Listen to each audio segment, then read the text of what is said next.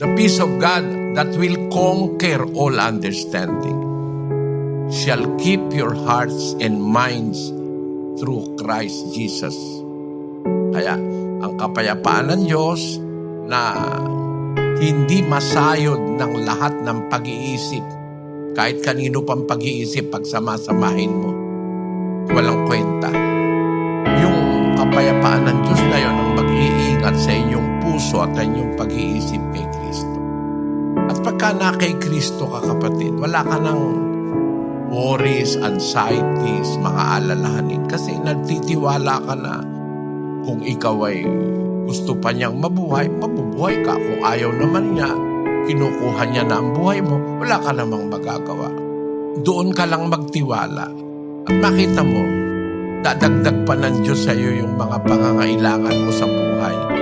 At hindi ka na dapat mabalisa.